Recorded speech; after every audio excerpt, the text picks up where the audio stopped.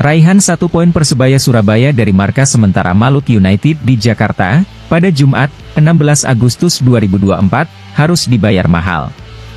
Bek kanan andalan mereka, Catur Pamungkas mengalami cedera bahu kanan. Ia bahkan tidak bisa menyelesaikan pertandingan dan harus dibawa ke RSU Angkatan Laut Minto Harjo, tak jauh dari Stadion Madia. Beruntung, dalam pemeriksaan awal, dipastikan Catur tidak mengalami patah tulang. Melansir dari laman Persebaya Surabaya, kondisi lapangan yang buruk menjadi salah satu penyebab Catur mengalami cedera tersebut. Ia terjatuh karena didorong pemain Maluku United dengan posisi bahu kanan menyentuh rumput lebih dulu. Biasanya badannya akan meluncur di atas rumput, jika kondisi lapangan baik. Ini lapangan Stadion Madia kurang baik, sehingga ia mengalami cedera, tulis Persebaya, seperti dilihat jatimno.com, pada Sabtu, 17 Agustus 2024. Hari ini, Catur masih menjalani perawatan lanjutan di RSU Al Minto Harjo. Catur akan kembali ke Surabaya lebih akhir, tidak bersama rombongan tim lain yang bertolak siang ini. Itu harus dilakukan untuk memastikan kondisinya aman. Kapan Catur akan kembali bermain?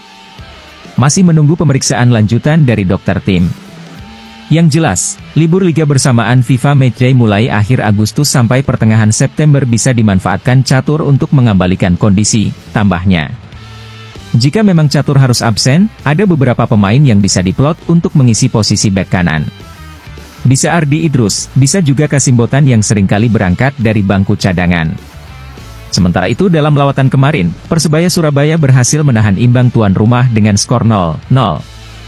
Sejumlah peluang sebenarnya mampu didapatkan, namun tidak satupun gol tercipta. Secara umum, Persebaya menguasai jalannya pertandingan. Penguasaan bola maupun peluang lebih banyak didapatkan Bruno dan kawan-kawan. Namun, karena kurang bagus dalam penyelesaian akhir, tidak ada gol tercipta. Ada satu momen, kombinasi Bruno dengan Francisco Rivera membuka peluang. Umpan backheel Rivera membuat Bruno lepas masuk ke dalam kotak penalti. Namun, peluang jadi sia-sia karena Bruno bertabrakan dengan Flavio Silva yang sama-sama ingin mengeksekusi bola. Dengan hasil itu, Persebaya mengoleksi 4 poin.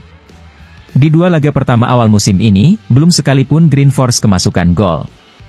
Sebaliknya, produktivitas gol Persebaya juga belum memuaskan, hanya 1 gol dari 2 pertandingan.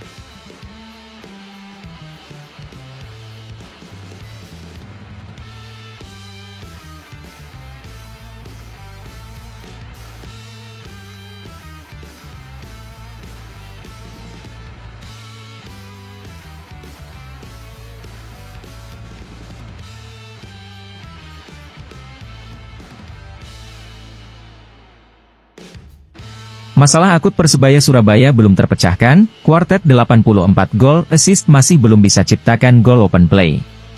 Persebaya Surabaya nampaknya masih belum bisa memecahkan masalah akut yang dialami di musim sebelumnya.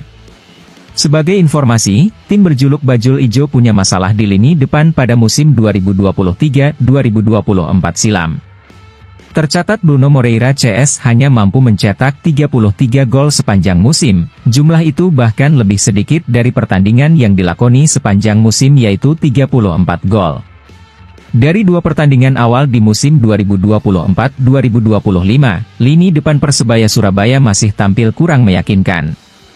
Tim asuhan Paul Munster itu belum bisa mencetak gol lewat skema open play. Satu-satunya gol tercipta melalui tendangan penalti Bruno Moreira di laga melawan PSS Sleman. Sementara laga melawan Maluku United di pekan kedua harus berakhir imbang tanpa gol. Upaya yang dilakukan itu terlihat dari pemain baru yang didatangkan untuk mengisi lini depan. Nama pertama adalah Flavio Silva yang mengoleksi 23 gol bersama Persik Kediri. Kemudian Malik Rizaldi yang merupakan top skor lokal dengan torehan 10 gol dan 4 assist. Seorang playmaker ulung dengan catatan 18 assist dan 9 gol ada pada diri Francisco Rivera. Ketiga pemain baru itu membentuk kuartet bersama satu-satunya pemain asing yang dipertahankan, yaitu Bruno Moreira. Bruno mengoleksi total 10 gol dan 4 assist bersama Bajul Ijo musim lalu, membuat total 84 GA di antara mereka. 4 pemain ini masih belum bermain bersama-sama hingga pekan kedua. Malik Rizaldi masih menepi karena cedera. Francisco Rivera yang dinobatkan sebagai playmaker telah menunjukkan kemampuannya dengan catatan kreasi peluang. Di laga melawan Maluku United, ia menjadi pemain dengan catatan kreasi peluang terbanyak dengan total 4 kesempatan. Pun juga dengan laga melawan PSS Sleman ia juga tercatat sebagai pemain yang aktif mengkreasi peluang. Sementara di pos sayap kiri, Bruno Moreira terlihat tak lagi terbebani dengan permainan Bruno sentris seperti musim lalu. Kemudian Flavio Silva yang menjadi ujung tombak tentu menimbulkan tanda tanya besar. Meski aktif dalam skema permainan dan sering menjemput bola, ia tak kunjung bisa membuka keran golnya. Terhitung sudah 2 pertandingan ex-striker Persik Kediri itu tak mampu merobek jala lawan. Padahal harapan besar bonek tentu terpatri padanya melihat rekam jejak striker asing Bajul Ijo yang melempem dalam beberapa musim terakhir. Striker asing dari klub lain bahkan sudah unjuk ketajaman. Sebut saja penyerang PSM Makassar Nermin Harjeta, kemudian striker Persija Jakarta Gustavo Almeida yang sudah mencatatkan 3 gol. Top skor musim lalu David da Silva juga sudah mencatatkan brace di pertandingan pertamanya. Jika ingin kembali bersaing di jajaran top skor, tentu Flavio Silva wajib untuk secepatnya membuka keran golnya.